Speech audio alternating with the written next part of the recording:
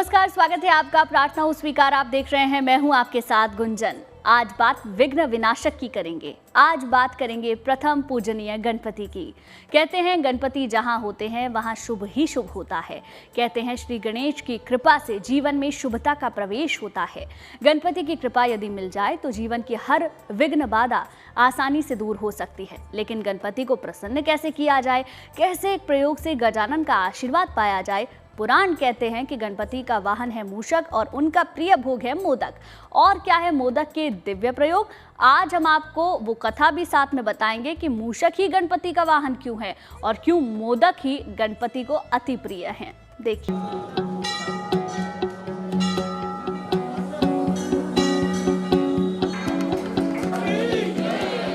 शिव पार्वती के दुलारे हैं जगदीश्वर।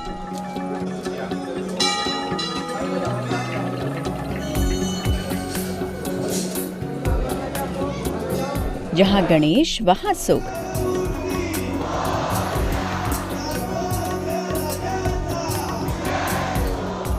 गणपति के वास से दूर होंगे दुख।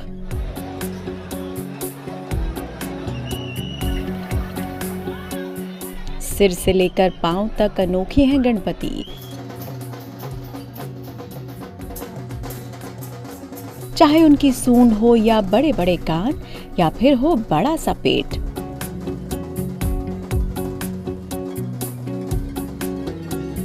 गणपति के व्यक्तित्व में ही मानव जीवन का दर्शन छिपा है।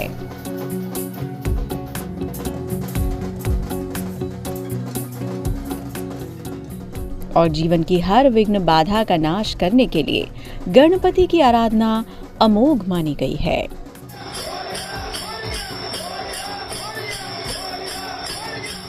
कहते हैं जिस इंसान को गजानन गणेश का आशीर्वाद मिल जाए उसे जीवन में कोई विघ्न बाधा छू भी नहीं सकती।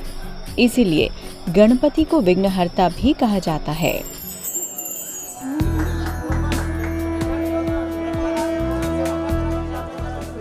गणपति की भक्ति और उनकी उपासना करके आप मनवांछित फल पा सकते हैं। क्योंकि अगर विनायक प्रसन्न हो गए तो जीवन में हो जाएगा शुभता का श्री गणेश। चलिए तो अब आपको बताते हैं कि आपके घर के आसपास रहने वाला मूषक ही गणपति का सबसे प्रिय वाहन क्यों बना।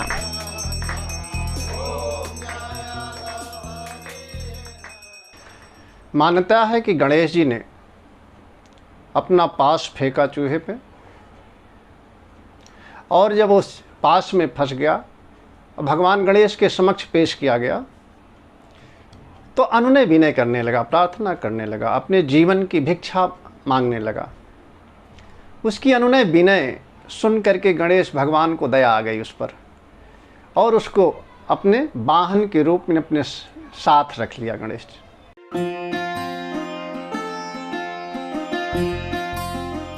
गणेश जी का वाहन चूहा ही क्यों?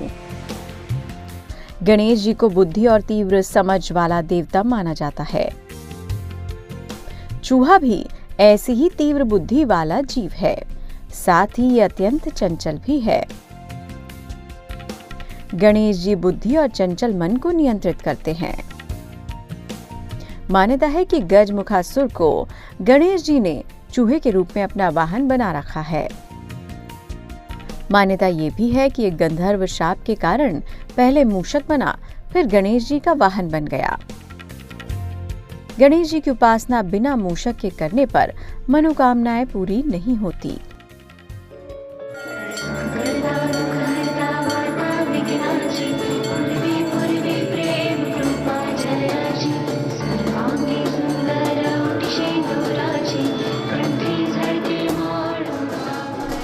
गणपति के अंग अंग से भक्तों के लिए आशीर्वाद बरसता है। शुभ और मंगल कार्य गणनायक के बिना संभव ही नहीं।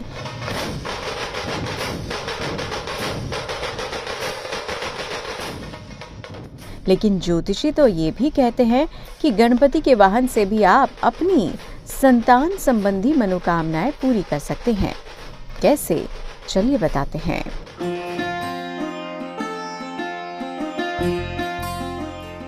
संतान की प्राप्ति के लिए भगवान श्री गणेश को मिट्टी या चांदी का चूहा चढ़ाएं।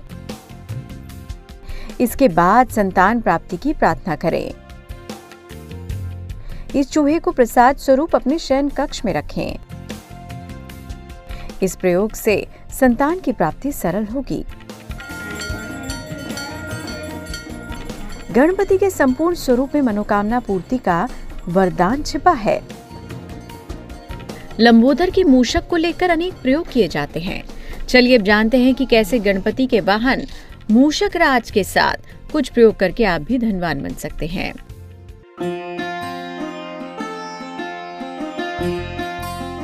धन की प्राप्ति के लिए चांदी का एक चूहा बनवाएं। इसे भगवान गणेश को अर्पित करें। इसी चूहे को पीले वस्त्र में लपेटकर धन स्थान पर रखें। आपकी धन संबंधी समस्याएं दूर होंगी। तो जब गणपति हो साथ तो डर की नहीं कोई बात। बस कीजिए भगवान गणेश की आराधना और जपिए गणपति का नाम। भगवान गणेश के वाहन मूषक के जरिए कैसे आप पूरी कर सकते हैं अपनी समस्त मनोकामना, गौर से देखिए अब ये महाउपाय। पीले वस्त्र पहनकर गणेश जी के मंदिर जाएं। उन्हें दूर्वा और मोदक अर्पित करें। गणेश जी के चूहे के कान में अपनी मनोकामना कहें। आपकी मनोकामना शीघ्र पूरी होगी। गजानन गणेश के वाहन मूषक के अचूक उपाय तो आपने जान लिए, लेकिन गणपति का प्रिय भोग लड्डू भी श्री गणेश की कृपा पाने का कैसे एक अचूक प्रयोग माना गया है, आगे जानिए। संतान की कामना हो या धन की हो लालसा, हर मनोकामना की पूर्ति के लिए मूषक का दिव्य प्रयोग ज्योतिष में बताया गया है। क्योंकि मूषक गणपति को अति प्रिय हैं, लेकिन गणपति को प्रसाद चढ़ाने की जब भी बात आती है तो लोग लड्डू भी खरीदते हैं। पर क्या आप जानते हैं कि लड्डू अर्पित करने से ही क्यों प्रसन्न हो जाते हैं गणपति? ऐसा क्यों कहते हैं कि लड्डू चढ़ाने से हर मनोकामना पूरी हो जाती है? इसके पीछे खास वजह है, देखिए।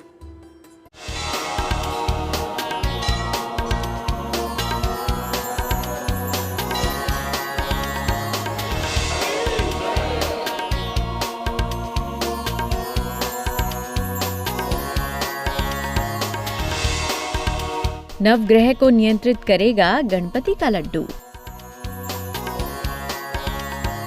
आर्थिक संकट दूर करेगा भोग का लड्डू। जीवन की हर बाधा को गणपति की कृपा से दूर कर सकते हैं। लेकिन गणपति की कृपा पाने के लिए उनको प्रसन्न करना जरूरी है, और इसके लिए लड्डू से बेहतर कोई दूसरा उपाय भी नहीं। ज्योतिषी कहते हैं कि गणपति को लड्डू का भोग लगाने मात्र से ही जीवन के सभी द्वेष और कष्ट कलेश दूर हो जाते हैं,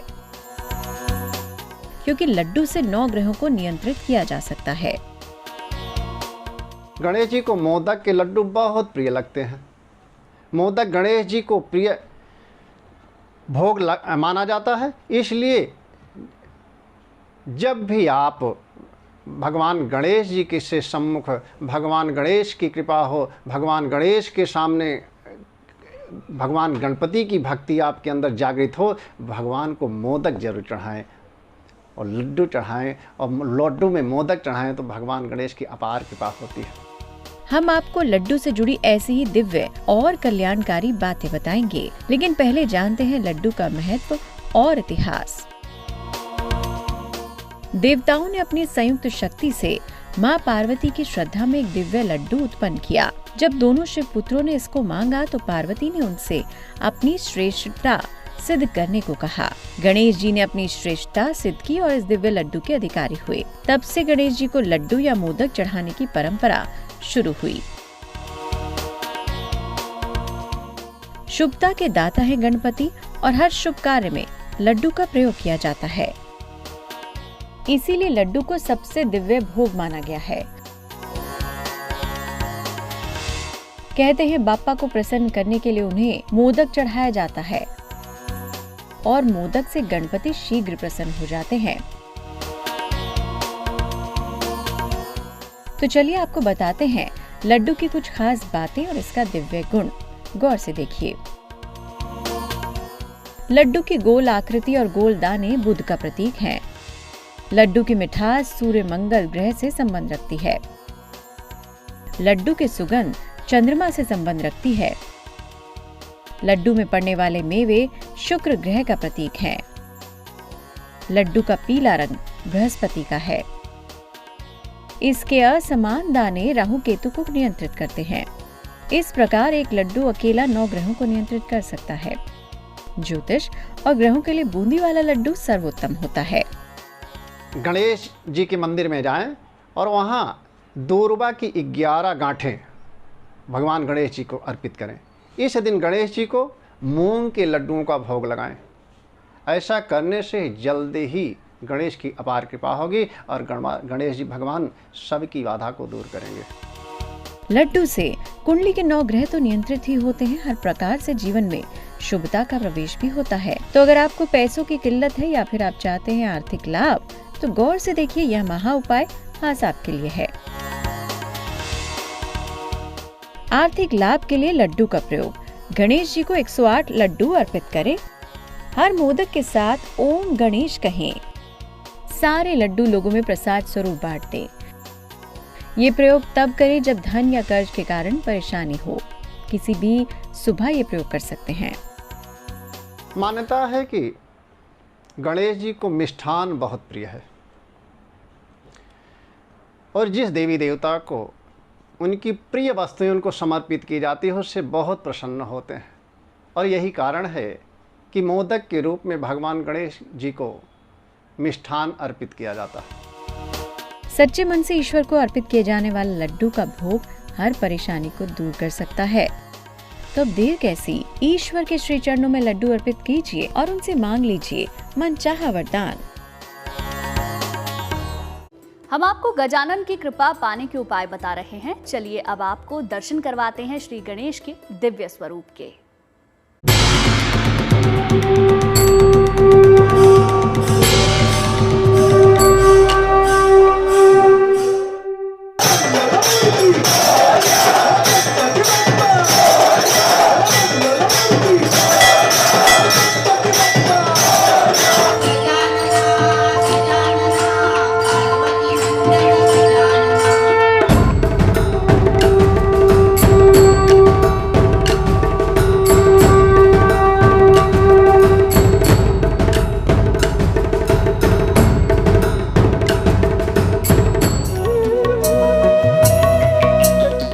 वैभवशाली इतिहास के धरातल पर बसा पुणे शहर और पुणे के माथे पर किसी मुकुट सा जगमगाता ये भव्य मंदिर, जहां बसते हैं इस शहर के लाडले श्रीमंत दगड़ू सेठ हलवाई गणपति। भगवान गणेश का ये मंदिर महाराष्ट्र ही नहीं बल्कि पूरे भारत के प्रमुख मंदिरों में गिना जाता है।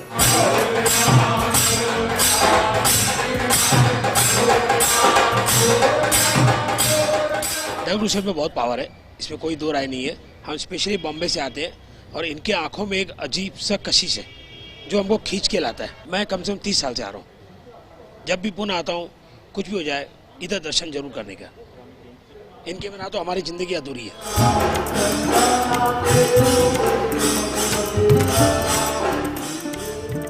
ये भी मान्यता है कि भगवान गणेश सारे विघ्नों को दूर कर भक्तों की हर मनोकामना को पूरा करते हैं। यही वजह है कि उन्हें विघ्नहर्ता और मंगलकर्ता भी बुलाया जाता है।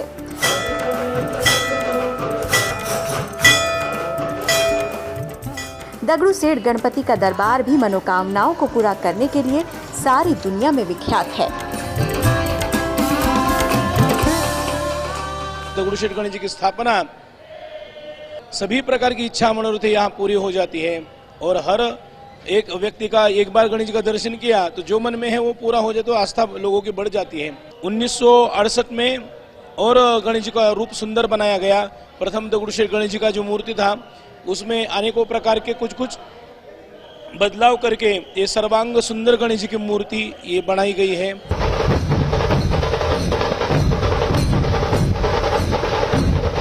कई ऐसे भक्त हैं जो यहाँ बचपन से आ रहे हैं तो कई ऐसे भी हैं जिन्हें जीवन में बहुत आगे चलकर दगड़ू सेठ की महिमा और कृपा का भान हुआ। लेकिन ये जरूर है कि जो यहाँ एक बार आता है वो फिर बार बार आता है, और आए भी क्यों ना। गजानन का मनोहारी रूप है ही कुछ ऐसा जो एक बार देख ले देखता ही रह जाए।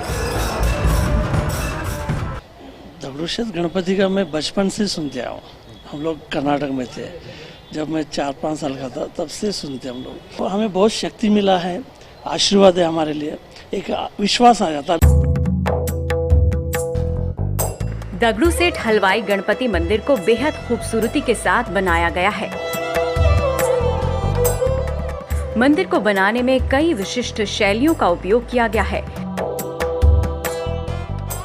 यहाँ भगवान गणेश की 7.5 फीट ऊंची और 4 फीट चौड़ी प्रतिमा स्थापित है। दगड़ू सेठ गणपति की मूर्ति के दोनों कान सोने से बनाए गए हैं और भगवान के सिर पर विराजता है 9 किलो सोने का जड़ाऊ मुकुट, जिसकी चमक पूरे मंदिर में बिखरी रहती है। जय देव जय मंगल मूर्ति ओ श्री मंगल मूर्ति। यहाँ गणपति को रोज सुबह 5:30 बजे शंखनाद और घंटियों की आवाज से जगाया जाता है। फिर होता है गौरी नंदन का पंचामृत अभिषेक। अभिषेक के बाद दिव्य वस्त्रों और खास फूलों की माला से भगवान का श्रृंगार किया जाता है। श्रृंगार के बाद विशेष पूजा होती है। ओम गण गणपतये नमः। एकदंताय विद्महे वक्रतुंडाय धीमहि तन्नो दन्ती प्रचोदयात्। एकदंतं चतुरहस्तं पाशमं कुशधारं। सुबह 7:30 बजे मंगल आरती के बाद मंदिर के कपाट भक्तों के लिए खोल दिए जाते हैं।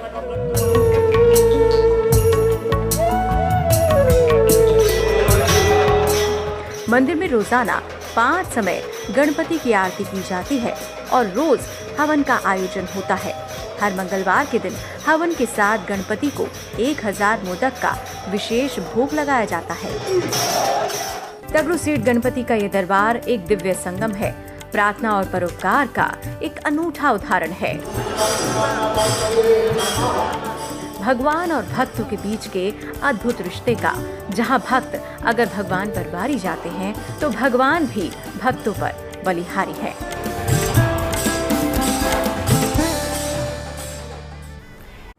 चलिए इसी के साथ ही प्रार्थना उस स्वीकार में आज के लिए बस इतना ही, लेकिन अच्छी खबरों के लिए आप देखते रहिए गुड न्यूज टुडे।